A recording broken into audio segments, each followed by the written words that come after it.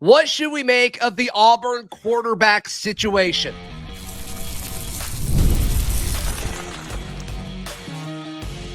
You are Locked On Auburn, your daily podcast on the Auburn Tigers. Part of the Locked On Podcast Network, your team every day. Yes, welcome on into Locked On Auburn, your daily Auburn Tigers podcast. I'm your host, Zac Blackerby, and thank you so much for making Locked On Auburn your first listen every single day. We are dapping it up with the Darrell Dapprich, Montgomery radio legend, his final morning from San Antonio. What a collapse that you got to see Monday night. So we'll talk about Janai Broom and his absence on a few accolades at the end of the year, Darrell, as well as the offensive line picture. Kind of interesting, more fluid than I would have expected, I think, going into spring. But let's discuss the quarterback situation, because I've discussed it with other folks. I haven't discussed it with you, at least on air, but it's this weird dynamic of they go out and get Jackson Arnold, spend a lot of money to get Jackson Arnold. He's Hugh Freeze's guy in the portal, but all the chatter is about Deuce Knight, the five-star true freshman. And I can't tell if it's just because Deuce is a five-star true freshman and that's fun and it's exciting and it represents so much excitement for the future of Auburn football, and how much of it is Deuce really playing better than Jackson throughout spring. And it kind of varies based on who you talk to. And that's why I feel so ambivalent about it. I don't know how to feel. There's a part of me that's concerned, Zach, because I hear some of these unofficial statistics from people that are there, and it sounds like Deuce Knight's throwing less interceptions, more touchdowns, having more success. That's concerning to me because you went out and you targeted Jackson Arnold. You spent a lot of money to get him. You would expect him to be the clear-cut front runner. Does it say more about Deuce Knight, or does it say more about Jackson Arnold? That's where I'm struggling, to be honest with you. That's what I want to know. I'm not concerned if it's, oh my God, Deuce Knight is just incredible as a freshman and just, a talent that comes around once in a while that can make an impact as a freshman. If it's that, then great. If it's that Arnold isn't as accomplished, polished, as good as Auburn thought, so that's why Deuce looks better and is closing the gap, then I'm concerned. I mean, I know it's way early and we're in spring, but I just don't like hearing stuff like that when it's the guy that you really, really felt like was going to be the, slam dunk starter is getting outplayed by the true freshman a little bit. I think some of this is coming out because the most recent scrimmage, the starting offense did not look good. In fact, I was told it was a 3-and-out on the starting offense to start the day.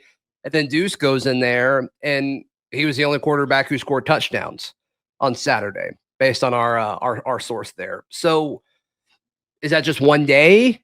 Is it a 1 versus 1 thing and a 2 versus 2 thing? And so, maybe Deuce's situation is easier than Jackson's, because I mean, you know how I feel about the starting defense this year, especially on the back end from a passing standpoint. I don't know. I mean, there's a lot of context, and like, as we talk about this, I want to make sure like we're addressing both sides of the argument, because I think there's valid points to both sides of this, as far as like, is Jackson being asked to do more? And so there's more opportunity for him to slip up because that's part of the learning process.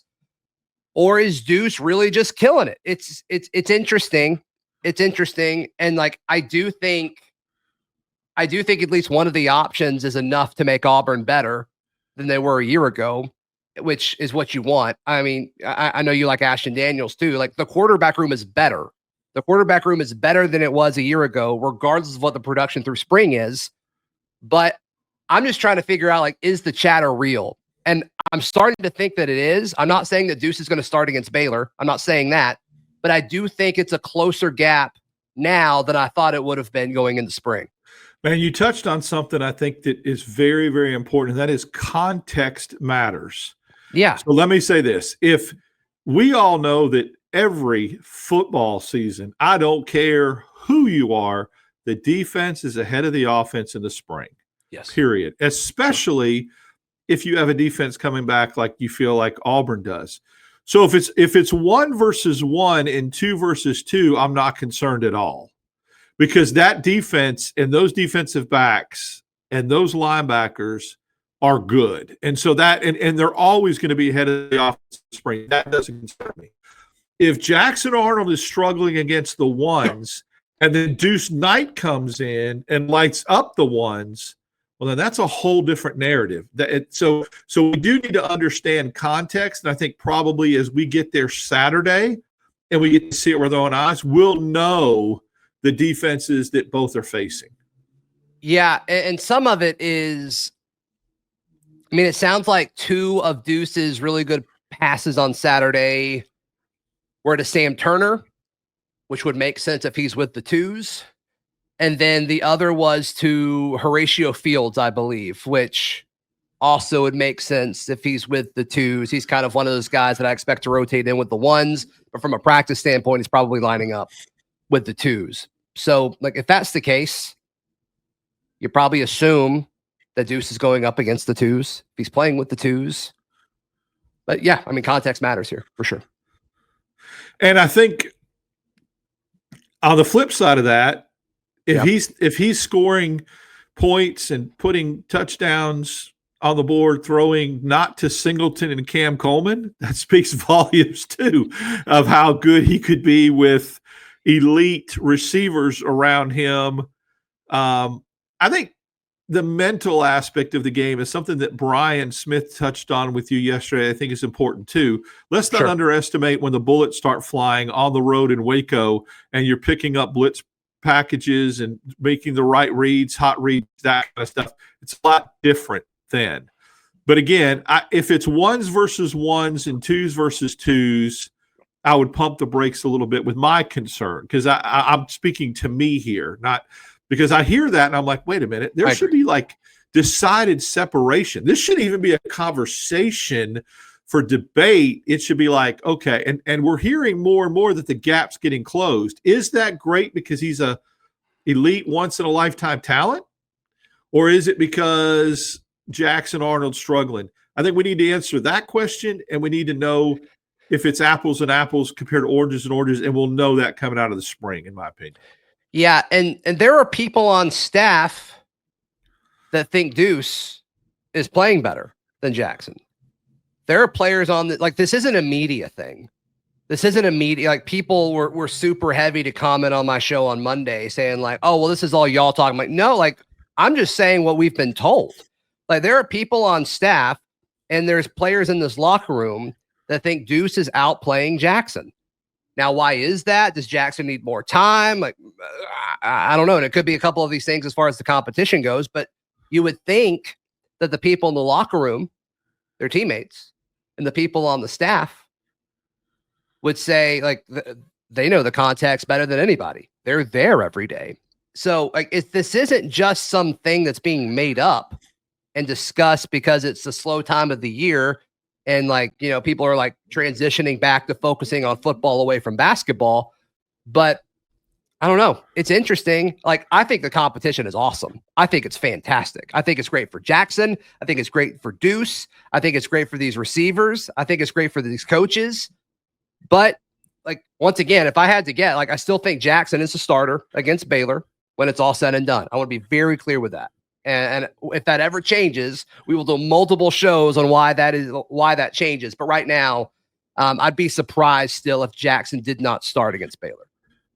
I also think it goes to show you how crucial and so very important, even if you're a freshman, if you're a transfer portal guy, that the spring really is.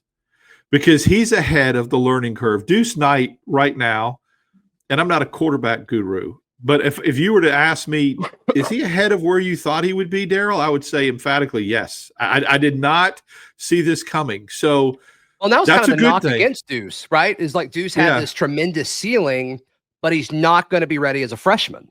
That was kind of the big thing against them. And Auburn was like, yeah, that's fine. That's cool. Bring in a transfer portal guy for a year or two and then hand him the keys. So yeah, I mean, I don't think he bought. I don't think he bought into that though, which I love. I don't think that was his mentality, right?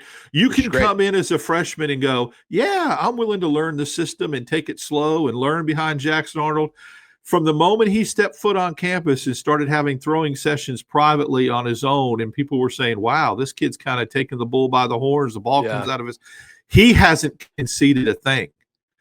And the quote that I like Hugh that. Freeze, the quote that Hugh Freeze told us in Mobile in the Senior Bowl when he was asked about Deuce Knight, he's not waiting to be great. That just stuck with me. And I think it's I think there's some weight to it. So what do you think? Let us know in the comments down below or over at thebarnauburn.com. The offensive line picture, more fluid than I was expecting it to be. Long term, I think it's a good thing. That's next, right here on Locked On Auburn. Darrell, today's show is brought to you by our friends at the Supply House. The Supply House. You can get supplies you need from the site made for skilled trades. Whether you're in plumbing, HVAC, or electrical work, Supply House is the reliable way to order products online. Darrell, can you imagine going anywhere for things other than, if you need HVAC or electrical or any kind of supplies? Can you imagine not going to the Supply House? Well, I love the fact that any aspect of your business to cover maintenance, whether it's plumbing, HVAC, electrical, all that stuff, it's a one-stop shop. So that's good. You don't have to go to multiple sources, multiple outlets for that. And I love that if you have a question, like you're not talking to an AI chat bot, you're talking to an actual person if you need help. And I think that is, especially because there's so many things and like you need to ask a question like, will this work with, whatever. I think it's great that you got a human there to help you. So, hey, join the Trade Master program today at supplyhouse.com/TM and start ordering plumbing, HVAC, and electrical supplies just with a few clicks. Plus, use promo code SH5 for 5% off your first order. That is at supplyhouse.com. Thank you so much for making Locked On Auburn your first listen every single day. The offensive line picture is interesting. Xavier Chaplin missing spring.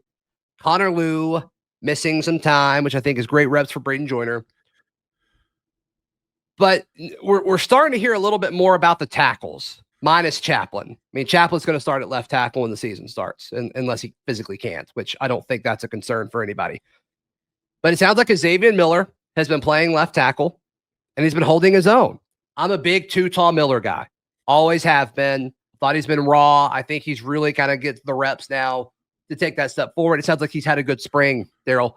On the other side, though, Mason Murphy playing right tackle, which is where we assume Too Tall will be playing once the season starts, which is weird to me. Like, I don't know why you wouldn't just play him at right tackle, but that's a different discussion. We can have that later if you want. But it doesn't sound like Mason Murphy is doing particularly well because Kieron Crawford has taken that step forward. And it sounds like Kieron, from a pass rushing standpoint, is getting the better of Murphy pretty regularly. It's why it's difficult to speculate, because I would have thought that Auburn was going to have two new additions from the portal in their starting offensive line, which necessarily isn't a good thing because you like the continuity. And if you only have to replace one and everyone else is coming back, and that's what it sounds like. I assumed that Murphy was going to play right tackle, that Too Tall was going to get beat out by Murphy, and that's not the case. Murphy has looked better at guard, are the reports that we're getting. But I don't see him beating out Jeremiah Wright or Wade at the guard position. So to me, it looks like Murphy's going to be a swing guy. I'd rather Joyner play guard than Mason Murphy as well. Yeah, 100% honest with you. He won't start it either, it looks like. I don't think so. He's a depth piece. He's a swing guy.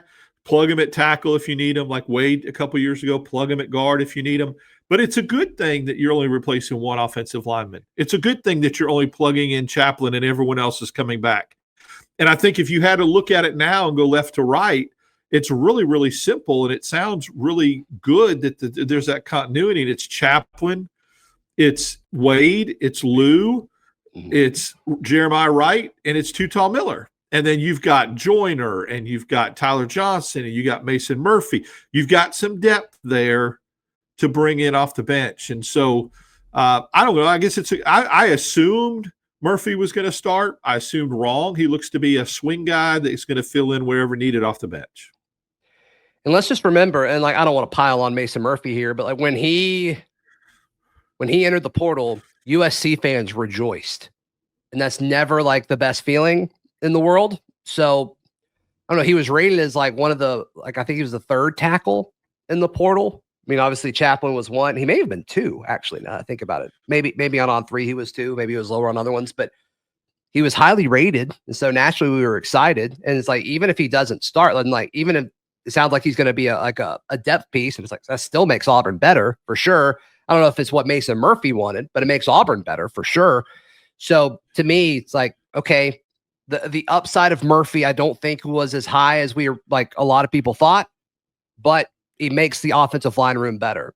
I mean, even if Tyler Johnson beats him out and Tyler Johnson's a better tackle, which I think he is, still, like, you're telling me your fourth best tackle on this team is Mason Murphy, a guy who started at USC. Like, okay, yeah, like it could be way worse.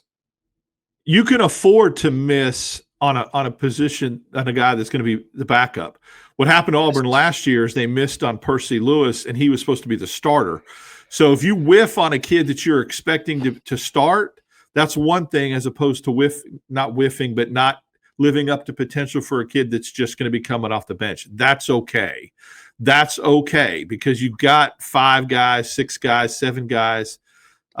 Again, Braden Joyner is an interesting take, because he's a kid that, in my opinion, got written off 2 years ago. Transformed his body, worked his tail off, came in last year, and is not going away. Is not saying, okay, I'm going to concede the center position, or I'm going to concede the guard position. Last year. He started last year. Yeah, and so, I mean, he can play center, he can play guard. He's good to back up Wade or right. Look, if you've got Murphy and Joyner as your 2 backup guards, you're okay. That's a good position to be in. Oh, and let's don't forget about DeAndre Carter. This offensive line is deep. My dude, I'm telling you, it's deep. I cannot wait to watch him play. Yeah, and I think he is going to get some reps and open some eyes too. I like him a lot. Yeah, I also love the future of the offensive line, because I think they'll have to portal for a left tackle unless Broderick Scholl takes a step forward, or Favor Edwin or somebody, maybe Tyler Johnson. But at every other spot, like, I think the guy's on the team already. Like, and in no particular spot, but like Braden Joyner is probably going to start in 2026. Cale Ellis has a chance to play in 2026. DeAndre Carter, I'd be surprised if he wasn't a starter in 2026. What about Seth? What about Seth Wilfred? I think we kind of Seth Wilfred possibly. Yeah, sure. And then Tyler Johnson's probably that right tackle spot. And I mean, Xavier Chaplin has another year of eligibility after the season. I mean, we'll see what happens, but like, the future of the O-line is fine. Like, it's pretty crazy to think about. Like, this is what stacking classes does. It's what stacking classes does. And so they've got a good group behind the starters as well. So hats off to the staff for sure. But yeah, the offensive line picture, maybe we'll get a clearer picture on Saturday with the 8A open practice or whatever, but with a few guys not playing, I don't know. Probably not, but we'll see. All right. Was Janai Broom disrespected? That's next right here on Locked On Auburn.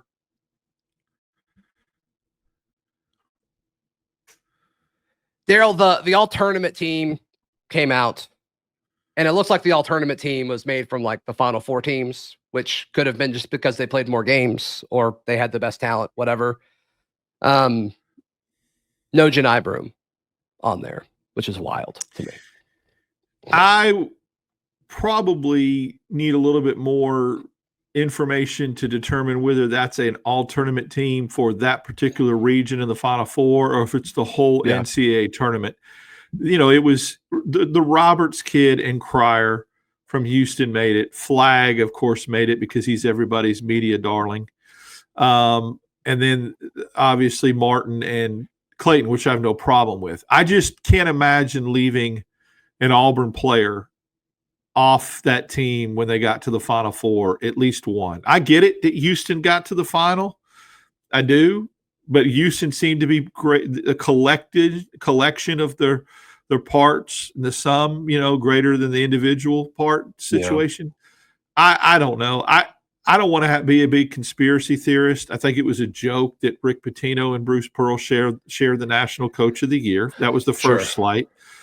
The National Player of the Year situation, okay. I think we all kind of saw that coming.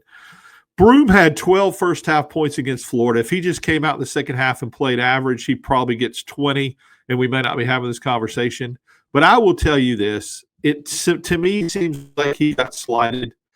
I think it's a joke. And I watched him get absolutely physically pounded in the second half. What we were afraid was going to happen happened. Florida just kept running bigs over the boards and pounded on him.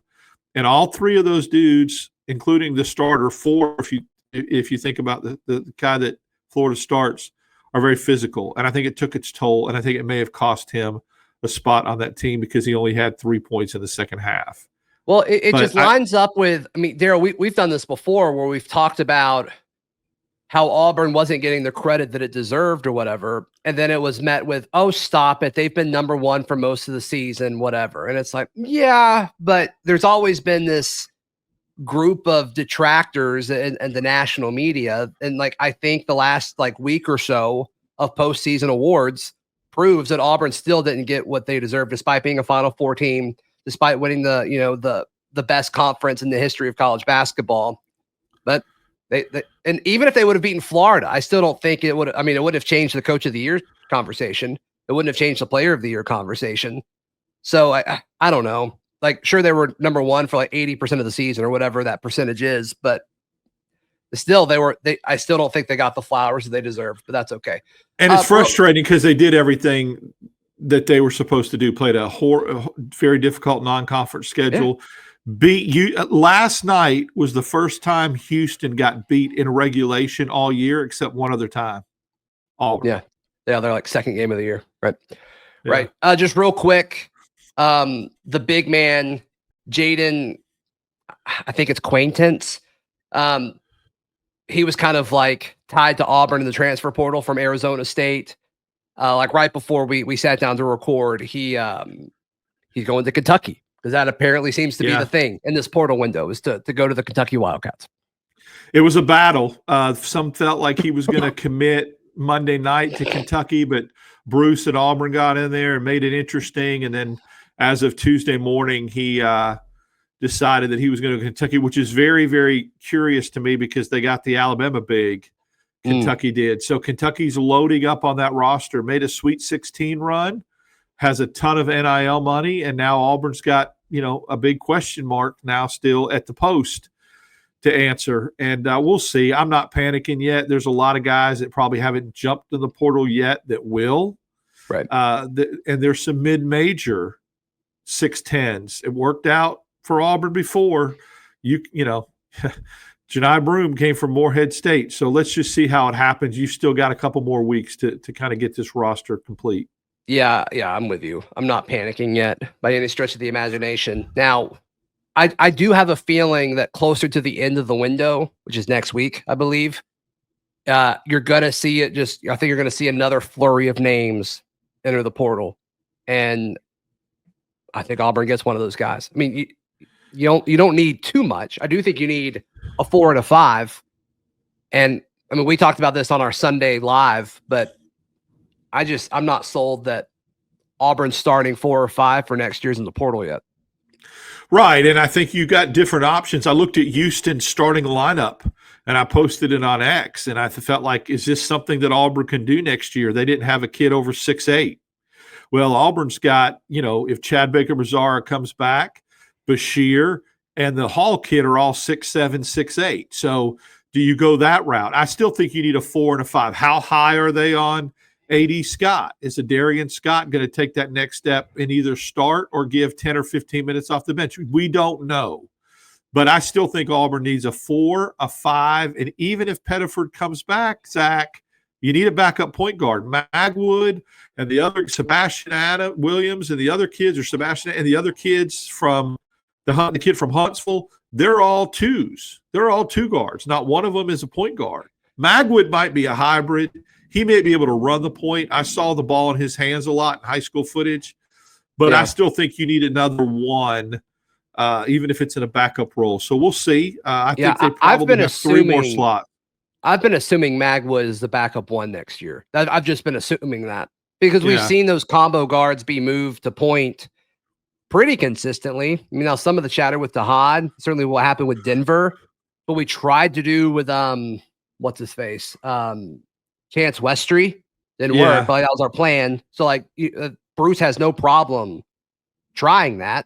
So I've just assumed that Magwood would be the guy there. Now, if DeHaas stays in the draft, like I am all of a sudden concerned at that point. You better go get a one that can come in and start right away. And you can't miss like you did with J.P. Pegues. I mean, you just can't. Auburn thought that they got it. To their credit, Zach, this guy balled at Furman. He played in the NCAA tournament. He played really, really well. One of the greatest mysteries to me that I'll ever think about as he moves off campus is what happened with J.P. Pegues. It's just mind-boggling. And like we knew he would have to adjust from being a volume guy to like having to play within a role. And like, was it, but he never even got into like the right sample size and shot select. Like he didn't even get the right market share of that. Like he never made it to that point. So I don't know if it was mentally, I don't know if the game was just faster, but he played against good teams at Furman. So like, I'm with you. Total mystery. And it didn't really seem like he shut down. Like it seemed like he got along with the team well. It seemed like he was a solid team player down the stretch, but yeah, very odd. Very strange. And I hate it for the guy because, I mean, I'm sure he was stoked to come here. He chose Auburn over like every other school that was pursuing him in the portal. Like, I don't know. Just didn't work out, which stinks. Absolutely. I mean, there were kids like Miles Rice and some other guys that Auburn felt like, they were going to get. And when they missed, but J.P. Pegues was coveted. You're right. I mean, we cannot underestimate when Auburn got him to commit, it felt like the Denver Jones commitment a year previously. It felt like they got one of the best guards in the portal. Yeah. And I don't know what happened, but to him, he didn't pout.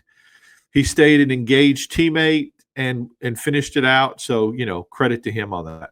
Yeah, I mean, Bleacher Report and CBS Sports, they put out a lot of videos of them like asking all of the folks in March Madness teams to like, funny questions about their teammates or whatever. And he was engaged and laughing and cutting up. Like he seemed like he was part of the team. So yeah, hats off to him appeared to be a good teammate. So, but yeah, we'll keep you updated on all the Auburn basketball portal drama and happenings and chatter and all that. So make sure you're subscribed. Darrell, how can people check out everything you've got going on? Follow me on XDAP6410, Instagram, Darrell Dapp, with you. No more basketball lives. That hurts my heart. But we'll be on Wednesdays and Fridays, and then we'll be covering Saturday. I don't want to call it A-Day anymore. I don't know what the crap to call it, but whatever's going on. Auburn's still calling it A-Day, so yeah. I guess we can call it A-Day. Yeah, we'll be over there covering that in person. So yeah, I don't know entirely what we're going to do yet. Like, I don't know if we'll go live afterwards or if we'll just record a show that goes up that afternoon. I haven't fully decided yet. So once